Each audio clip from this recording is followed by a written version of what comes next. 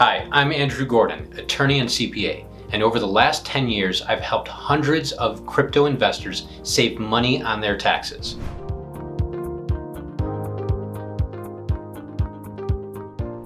As we approach the end of the year, it's a great time for crypto investors and stock and other investors alike to consider the strategies that they can still implement before the year ends to save on their taxes. When it comes to tax filing time, I'm often asked then, how can I save on the taxes that I'm about to file? Unfortunately, it's usually too late then. Now is the time to save on your current year taxes for 2024 before it gets too late. I'm getting calls all the time. People are asking me ways they can save on taxes. Now is the right time to think about it. And so on this video, I'm going to talk about different ways that you can save on your crypto taxes. The goal that everyone has is to pay less on their taxes. I spend a lot of my time talking to high net worth individuals who are able to use more advanced tax strategies. However, these same advanced strategies can be used by the everyday investors. Everything I'm about to share are legal ways to pay the IRS less. Before we get into how to save on your taxes, let's talk about how crypto is actually taxed, because there are some misconceptions about it. To begin, there are three categories of tax. There's ordinary income, short-term, and long-term capital gains. Ordinary income is typically crypto transactions like staking or mining. Short-term and capital gains are when you trade, exchange, or swap your crypto tokens. If you hold and sell your crypto for less than a year, it is a short-term capital gain. Short-term capital gains are typically taxed at your ordinary tax rate, which varies from 10% all the way up to 37%. However, if you hold for longer than a year, it's considered a long-term capital gain. And long-term capital gains are taxed at 0, 15, or 20%. So that's how crypto is taxed. But in order to use the tax strategies that we're going to talk about today, you must first keep and maintain your crypto transactions and records. And we've got another video all about that and the importance of keeping your transaction records. The reason that I mentioned how crypto is taxed is because long-term capital gains are taxed at a much lower rate, almost about half the tax rate of short-term capital gains. And so if you can hold your crypto long-term, you can significantly cut down your tax rate. Of course, you have to keep and maintain your records so that you can substantiate when you actually bought that crypto to show that it was in fact held for longer than a year. But if you can identify the cryptos that you want to sell and sell them after a year has passed, you can significantly cut your taxes.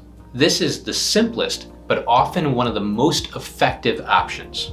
Now, moving on to the second strategy, tax loss harvesting.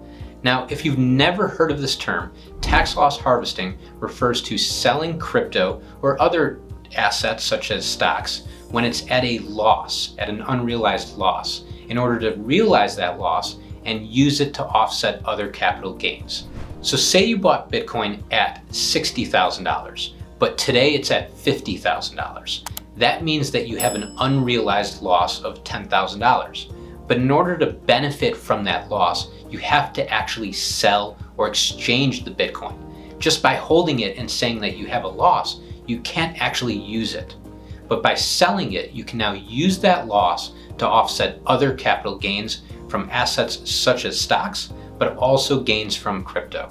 So as we approach the end of the year, look at your portfolio and the values that you bought each token or coin at, and then compare that to the relative trading price at the current day. And as opportunities arise to sell or harvest losses, you should consider whether or not you should execute on those trades. But one thing to keep in mind is that it doesn't always make sense to harvest your losses. We talked about how long-term capital gains are beneficial, and by selling your tokens at a loss and sometimes buying it back, you're going to reset your holding period, which makes it even harder or wait longer to have long-term capital gains. Another great example is if you're holding a junk or scam NFT. If you don't think they're going to go up, if you sell it now, you can now recover that loss before the end of the year.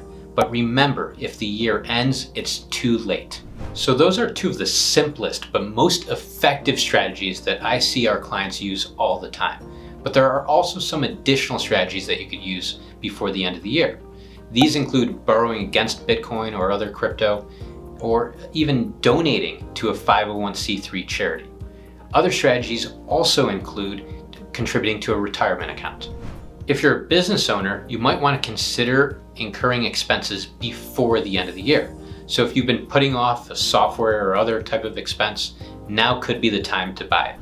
I've only scratched the surface on crypto tax strategies, so if you're looking for more, visit gordontax.com, where we've published a free ebook that has 10 crypto tax strategies. Those are 2 simple ways that you can save on your crypto taxes. But if you have a more complex situation, you should reach out to a crypto tax professional. We offer confidential consultations to talk about your unique situation and how we might be able to help you save on your taxes.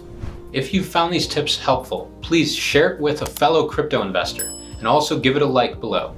I'm Andrew Gordon, thanks for watching and see you next time.